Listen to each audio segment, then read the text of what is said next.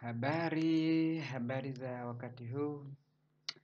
Jina langu ni Mwalimu Zakaria, ni mwalimu wa Kiswahili kwa wageni na ni mtaalamu wa Kiswahili kwa ujumla.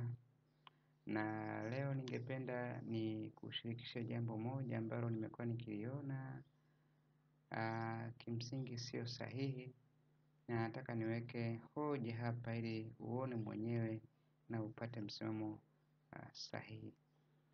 Ni jinsi tunavyojitambulisha. Tunasikia watu wanasema kwa majina yangu ninaitwa,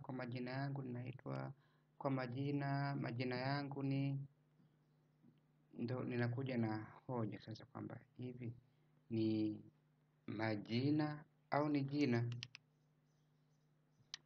Sawa, basi hebu leo ni kushirikisha jambo moja na pengine utapata msimamo juu ya kuelezea dhana hiyo. Nianze na mfano wa kawaida kabisa. Mathalani nianze na mfano wa kawaida wa namba hapa. Pengine nianze na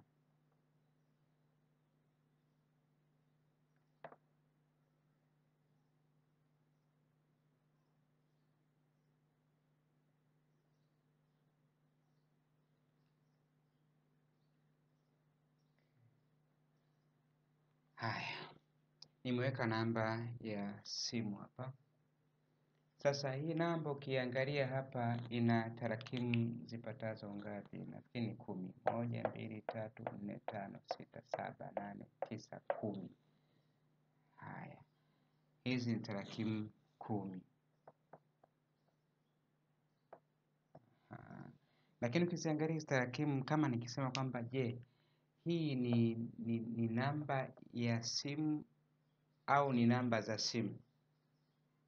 Kimsingi hii yote ni namba ya simu. Ni namba ya simu. Namba ya simu. Namba ya simu. Hapa tuko pamoja mpaka hapa. Lakini nikiongeza nyingine hapa ninaotumia pengine 07, pengine 82, 27, 47, 95. Haya. Hapa nikikusanya hii na hii hapa, hizi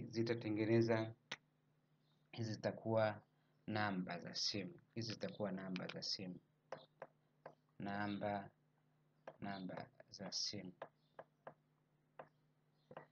Kwa hiyo nikiambiwa nitaje namba yangu ya simu.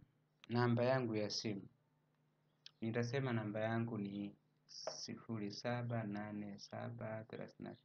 0787350165. Hiyo ni namba yangu ya simu. Pamoja na kwamba ina tarakimu nyingi, lakini bado tarakimu zote 10 hizi zinatengeneza namba moja ya simu. Okay? Sawa. Nikiambia nitaje namba za simu, itabidi nitaje zaidi ya moja. Itabidi nitaje hii hapa na hii hapa. Kwa kutumia dhana hiyo ambayo nimeanza nayo hiyo, ninakuja kwenye majina. Nakuja kwenye dhana ya jina. Mimi mathalani ninaweza kusema ninaitwa labda Adam,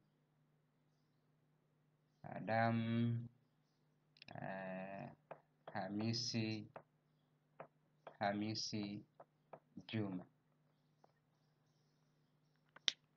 Hapo ukiangalia kuna Adam, kuna Hamisi, kuna Juma. Kwa hiyo kuna jina la kwanza, jina la kati, jina la ukoo, ambao ukiangalia hapo unapata kama kuna vipengele vitatu. Lakini vipengele vitatu hivi vinaunda jina moja. Hili ni jina moja. Licha ya kuwa na sehemu tatu, lakini sehemu tatu hii inakamilisha jina moja.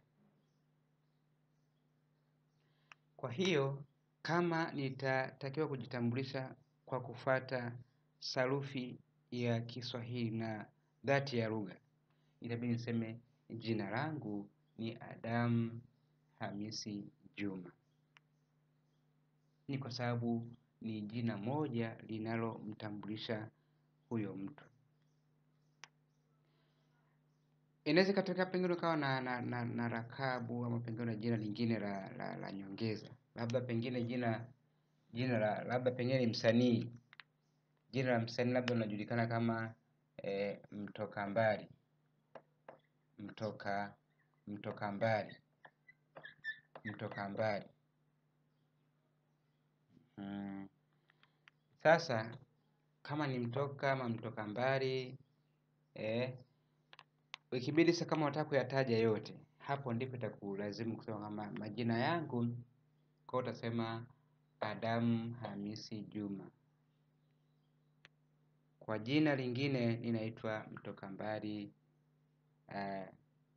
Mwana Hamisi ama pengine na kadhalika na kadhalika. Hiyo ndio itakuwa dhana ya majina. Kwa hiyo tukikusanya hili la kwanza na hili la pili, hapa ndio tutakuja kupata dhana ya majina. Hata kwa majina. Lakini kama unazungumzia jina moja lenye sehemu pengine 2 ama 3, hiyo inaunda jina moja ambalo ndilo tunasema jina langu ni Adamu Hamisi Juma. Kama nilivyoanza na mfano wa namba. Namba ilikuwa na tarakimu nyingi, lakini bado ilikuwa inatengeneza namba moja ya simu. Hiyo ni dhana ya majina ama jina. Na unasikia tunaanza na kwa majina. Hiyo kwa haina sababu yake hapo. Kwa majina, ukisema kwa majina, labda pengine una kigezo kingine. Kwa majina ni je, kwa urefu, kwa ufupi, sema jina langu ni 1, 2, 3. Kwa hiyo kuanzia leo naomba unapojitambulisha, hebu jaribu kujenga utamaduni wa kutumia jina na sio majina. Ninakusalimu kwa jina la Kiswahili. Mimi ni Zakaria, mwalimu mahiri wa Kiswahili kwa wageni. Ukiona kuna mzungu anataka kujifunza Kiswahili, mlete kwangu. Ataongea Kiswahili ndani ya muda mfupi sana. Karibu sana, asante sana na kutakia siku njema.